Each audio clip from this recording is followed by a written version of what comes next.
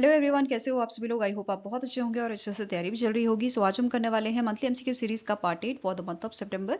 अगर आपने इसका प्रीवियस पार्ट नहीं देखा है तो आई बटन पे आप क्लिक कर सकते हैं। यहाँ पे आपको पार्ट नंबर 7 का लिंक मिल जाएगा एंड इस लेक्चर की जो पीडीएफ है वो आपको एज यूजुअल हमारे टेलीग्राम चैनल पे अपलोड कर दी जाएगी। So let's begin with this session. पहला आपको क्वेश्चन है, who was appointed as a new managing director and chief executive officer of a international asset reconstruction company that is IARC के नए MD and CEO कौन appoint किए गए हैं? इनका नाम है अभिषेक महेश्वरी। ठीक है, क्या नाम है इनका? अभिषेक महेश्वरी। और इस पोजीशन पे आने से पहले इन्होंने एज अ पार्टनर काम किया है बॉस्टन कंसल्टिंग ग्रुप के साथ। ठीक है, इसके अलावा ये चीफ ऑपरेटिंग ऑफिसर भी रहे हैं एनकोर ARC के।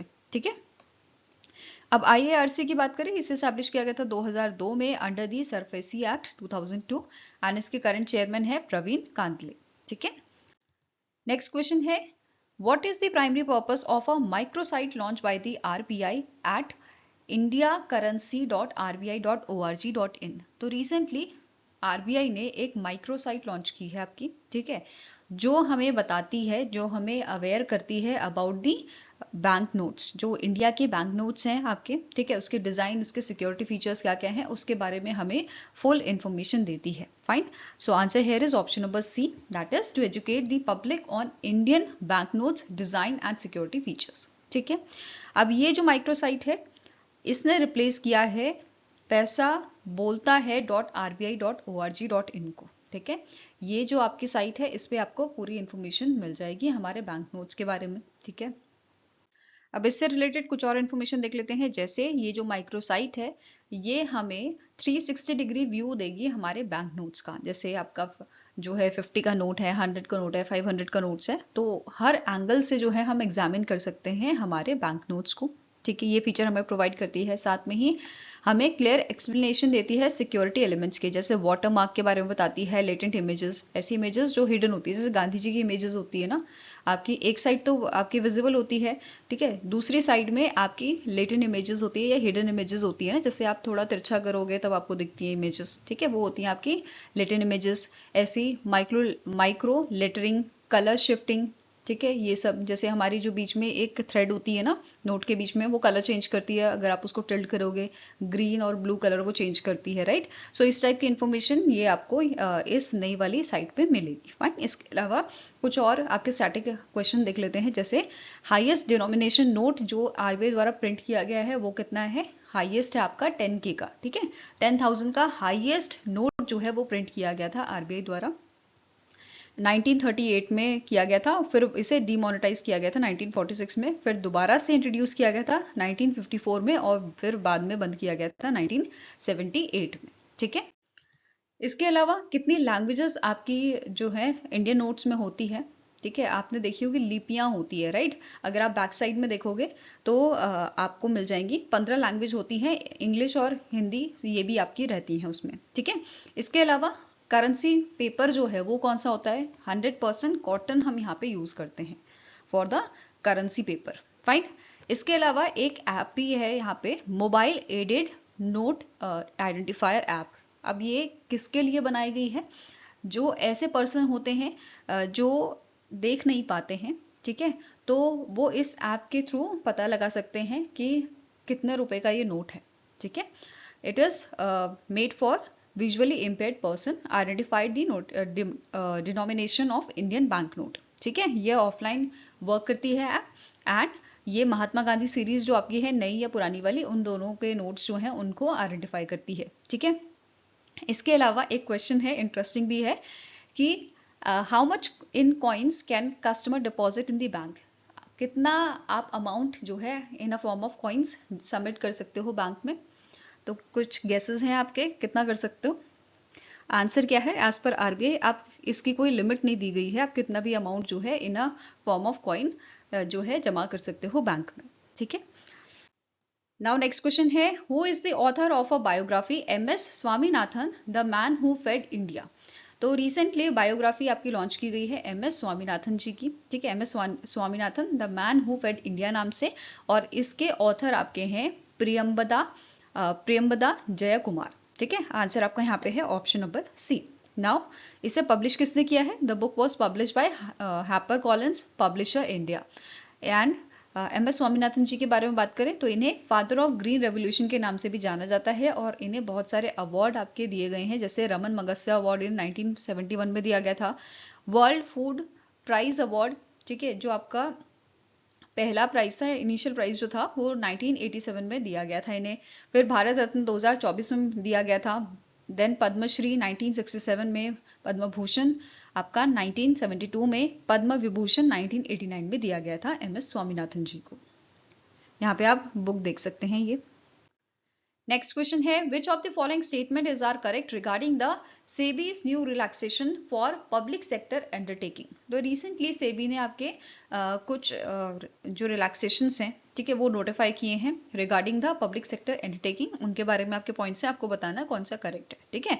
पहला स्टेटमेंट क्या कह रहा है? जो न्यू डीलिस्टिंग फ्रेमवर्क है, मतलब ये जो रिलैक्सेशन है वो डीलिस्टिंग से रिलेटेड आपके हैं।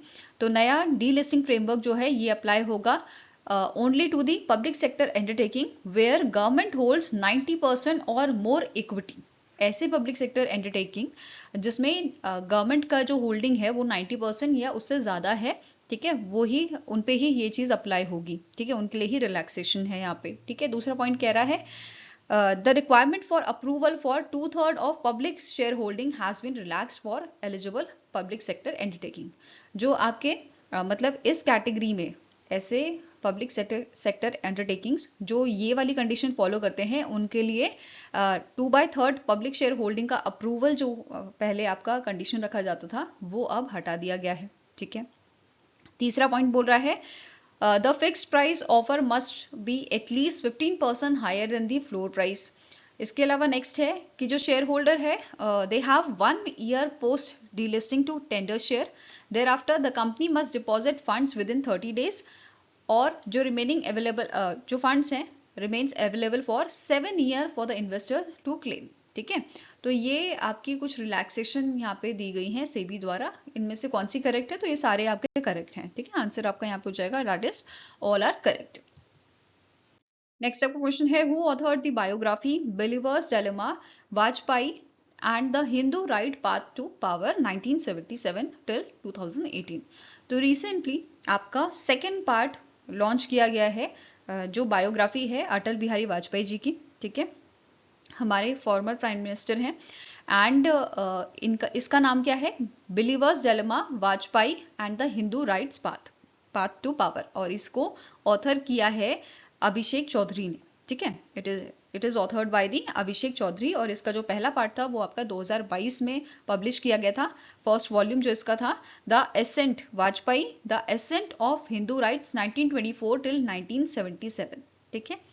This was the first part, first volume, okay. And जो अभी रिसेंटली बुक रिलीज की गई है it was publish by the Picador India, ठीक है। यहाँ पे आप इसकी इमेज देख सकते हैं। नेक्स्ट आपको क्वेश्चन है, who secured the second consecutive term as a prime minister of Norway in September 2025। तो रिसेंटली सेकंड टर्म के लिए जोनास गेयर स्टोर जो हैं वो आपके प्राइम मिनिस्टर बने हैं नॉर्वे के। एंड इनका जो प्रीवियस टेन्योर था वो 2021 से 2025 का था, और अभी फर्दर नेक्स्ट टर्म के लिए, नेक्स्ट कंसेक्यूटिव टर्म के लिए इनको आपका पीएम अनाउंस किया गया है and he belongs from labour party, okay. Next आपको क्वेश्चन है, who was posthumously conferred the PV Narasimha Rao memorial award for economics for contribution to India's economic transformation and nation building. तो रिसेंटली इनमें से कौन से शख्स हैं जिनको मरणोपरांत PV Narasimha Rao memorial award दिया गया है इनके कॉन्ट्रीब्यूशन के लिए, आउटस्टैंडिंग कॉन्ट्रीब्यूशन के लिए in the field of economics. तो answer here is option number C, that is doctor Manmohan Singh, ठीक है। इनको ये अवार्ड दिया गया है। किसने प्रेजेंट किया था अवार्ड? मोंटेक सिंह अहलूवालिया।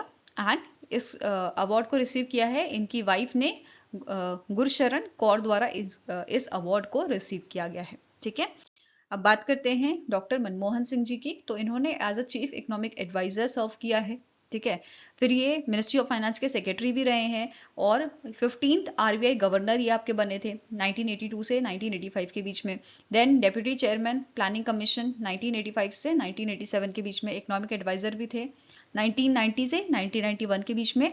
फिर फाइनेंस मिनिस्टर बने हमारे 1991 से 1996 के बीच में, और फिर ये हमारे 13th प्राइम मिनिस्टर भी बने थे 2004 में, ठीक है।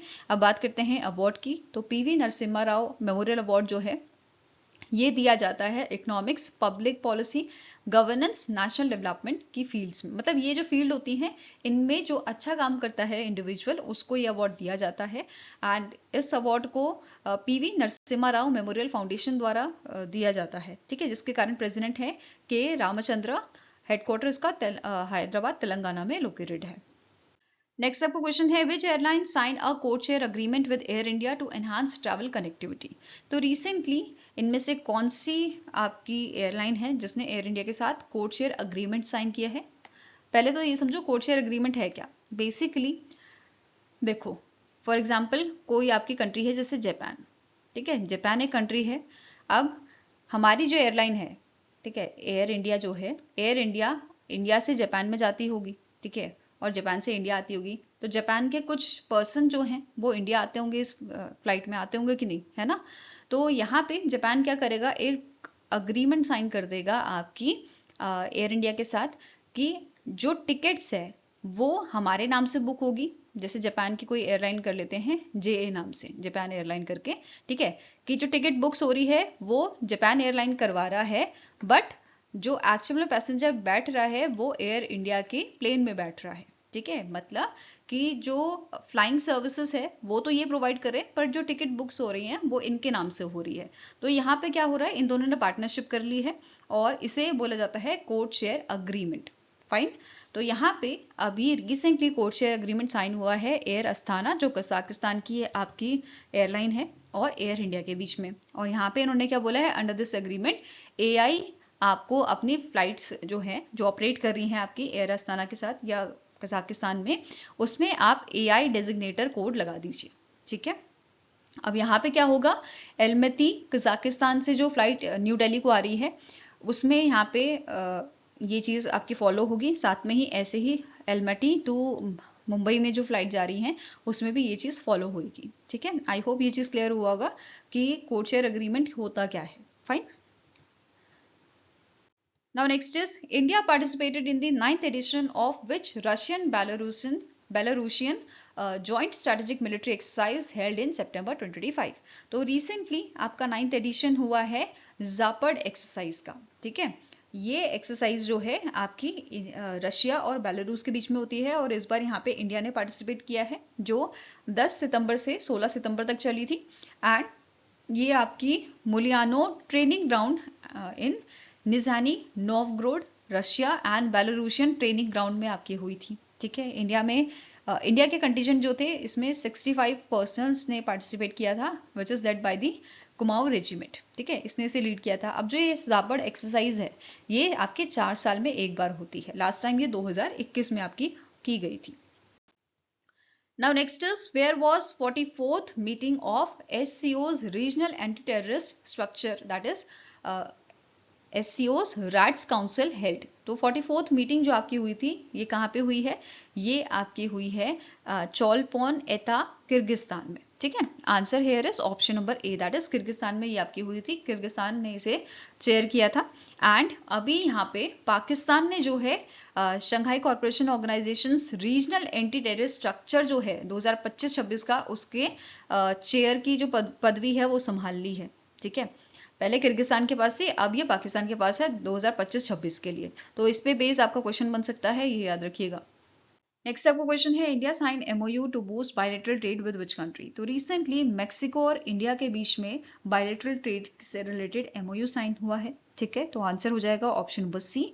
एंड ये आपके जो एमओयू है ये फोकस करेगा automobile, aerospace, agriculture and medical devices पे, ठीक है। इन एरियाज पे ये फोकस करेगा। साथ में ही इस एमओयू के तहत 1200 मिलियन यूएस डॉलर का इन्वेस्टमेंट यहाँ पे किया जाएगा। फाइन।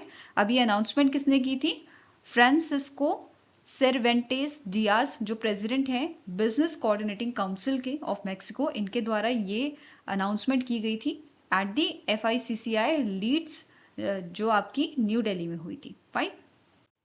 नेक्स्ट क्वेश्चन है which Indian think tank sign a 5-year MOU with OECD to collaborate on global policy issues। तो इनमें से कौन सी ऑर्गेनाइजेशन है जिसने 5 साल का MOU साइन किया है OECD के साथ, organisation for economic cooperation and development के साथ, OECD के साथ यहाँ पे अग्रीमेंट साइन किया है। OECD एक इंटरनेशनल ऑर्गेनाइजेशन है जो बेहतर पॉलिसीज बनाती है फॉर बेटर लाइव्स, राइट। सो इसी वजह से यहाँ पे 5 साल का MOU इनके साथ साइन किया है ORF ने, ऑब्जर्वर रिसर्च फाउंडेशन जो है इंडिया का, इसने ये अग्रीमेंट साइन किया है। ठीक है, इसमें फोकस एरिया आपका रहेगा economic diplomacy, trade and investment, climate action and environmental sustainability. ठीक है, इन पे मेन फोकस यहाँ पे रहेगा।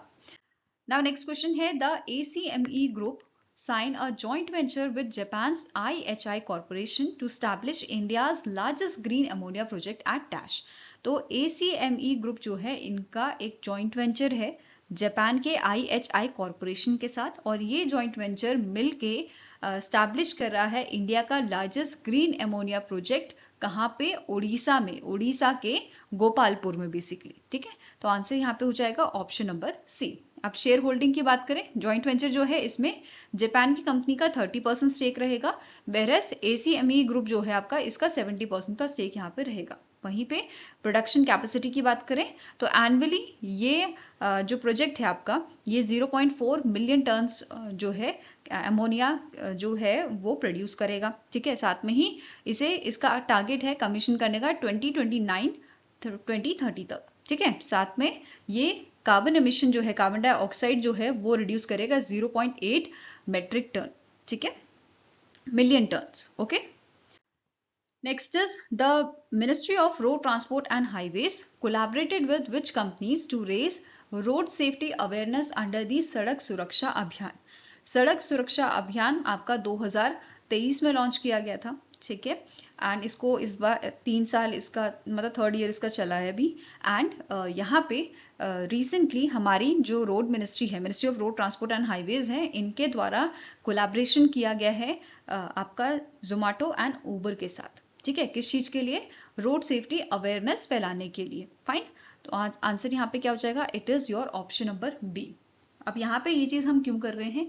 क्योंकि as per ministry of road transport and highways 2023 का डेटा इन्होंने यहाँ पे बताया था कि 2023 में लगभग 4.8 लाख डेथ्स यहाँ पे हुई थी एक्सीडेंट्स की वजह से। ठीक है, जो 4.2% का हाइक हमें दिखा रहा है प्रीवियस ईयर के कंपैरिजन में। लगभग आप ऐसा लगाओ हर घंटे 20 लोगों की डेथ यहाँ पे होती है। तो ये चीज कम हो या ये चीजें ना हो, इस वजह से रोड सेफ्टी अवेयरनेस यहाँ पे फैलाया, मतलब अवेयरनेस के लिए यहाँ पे कोलैबोरेशन किया गया है जोमेटो एंड ऊबर के साथ। ठीक है, अब यहाँ पे एक और चीज कि इस कोलैबोरेशन का एम क्या है, एक टारगेट है कि हमें 50% जो road accident and related deaths हैं उनको कम करना है बाय 2030।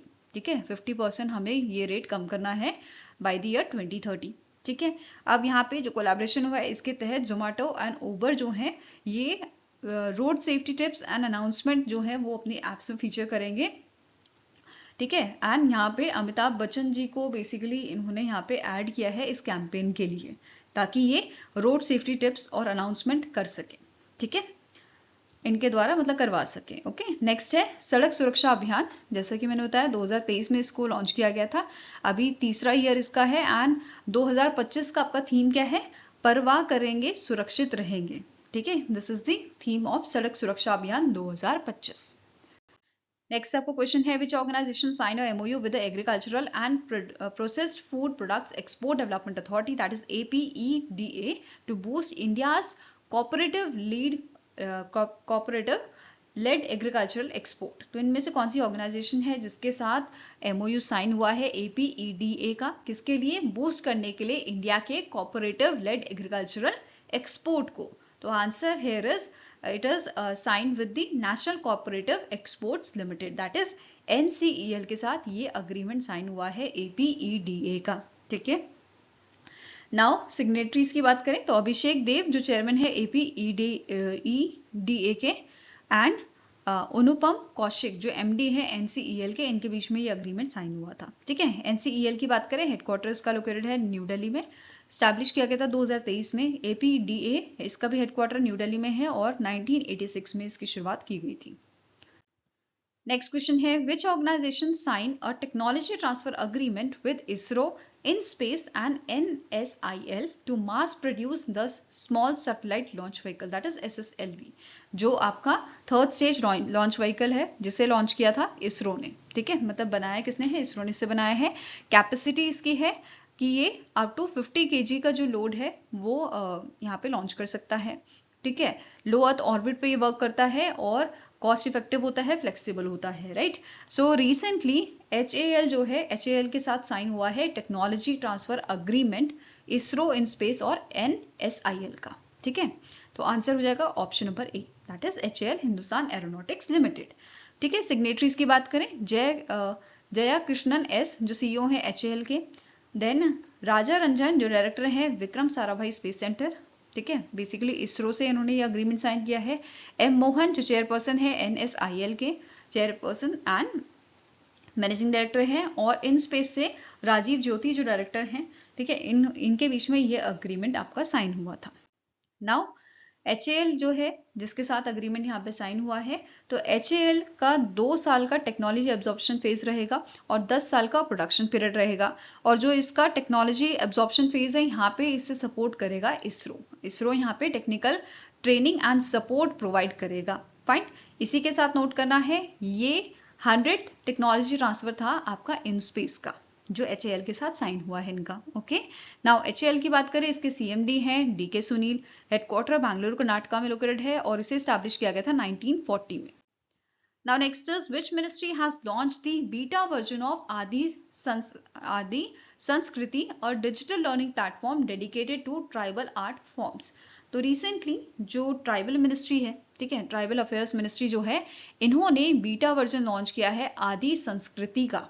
ठीक है, आंसर यहाँ पे क्या हो जाएगा, it is option number B, Adi Sanskriti digital platform है आपका, डिजिटल लर्निंग प्लेटफॉर्म है, किस चीज के लिए, ट्राइबल आर्ट फॉर्म्स के लिए। ओके, आदि संस्कृति डेवलप किया गया था in partnership with state tribal research institutes and इसका जो फर्स्ट पेज था, अभी बीटा वर्जन लॉन्च किया है, राइट। इससे पहले वाला जो वर्जन था उसमें 15 स्टेट्स यहाँ पे इंक्लूडेड थे, जैसे आंध्र प्रदेश, असम, बिहार, छत्तीसगढ़, गोवा, गुजरात, केरला, ये सारे यहाँ पे मैंने मेंशन किए हैं।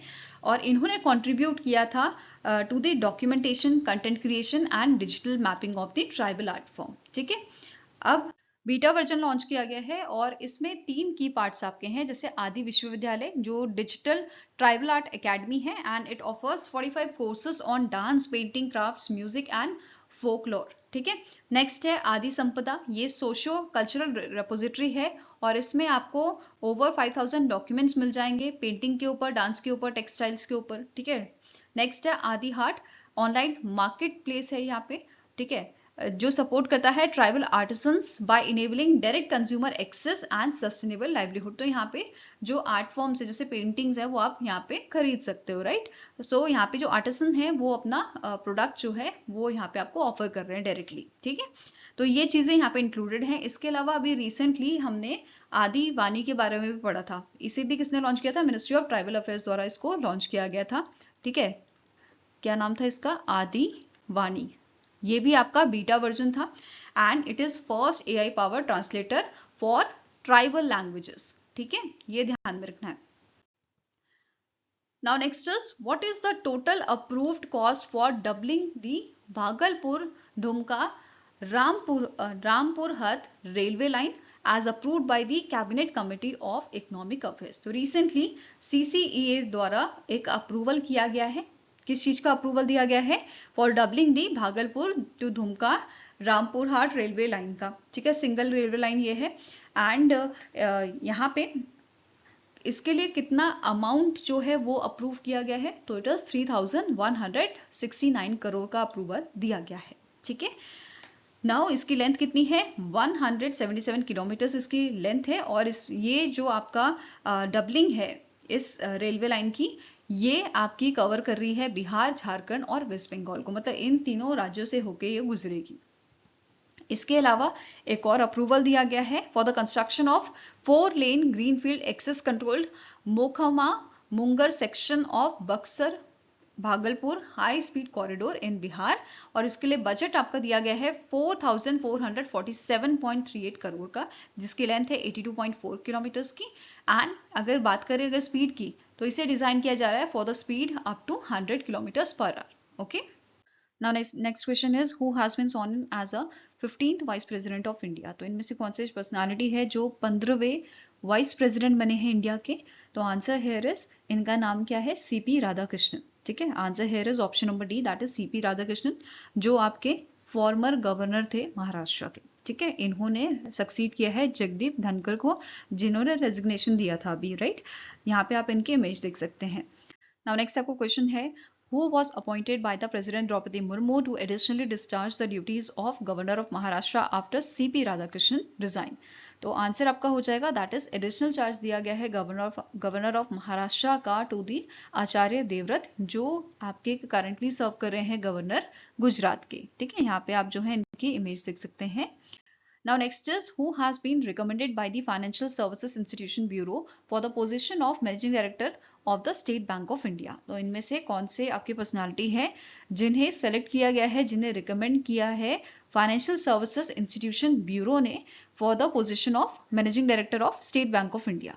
तो answer here is option number A, that is Ravi Ranjan. और अभी फाइनल डिसीजन आपका अपॉइंटमेंट कमिटी ऑफ कैबिनेट जो है वो अपना फाइनल डिसीजन अभी देंगे, राइट। अभी दिया नहीं है, देंगे। After that he will become the managing director of State Bank of India after the ACC approval, right. Now FSIB की बात करें तो इसको 2022 में बनाया गया था और इसने रिप्लेस किया था बैंक्स बोर्ड ब्यूरो को। इसके करंट चेयरपर्सन आपके हैं Bhanu Pratap Sharma. Fine, I hope guys आपको ये वीडियो पसंद आया हो। पसंद आए तो लाइक एंड शेयर जरूर कीजिएगा और हमारे साथ जुड़ने के लिए हमारे चैनल को सब्सक्राइब कीजिएगा। अगर आपके कोई सजेशन है तो आप हमें मेल कर सकते हो benchmarkstudy007@gmail.com पे, या फिर आप हमें कमेंट सेक्शन में भी लिख सकते हैं। सो मिलेंगे से ही नेक्स्ट वीडियो के साथ। Till then take care, have a nice day and all the best for your preparations.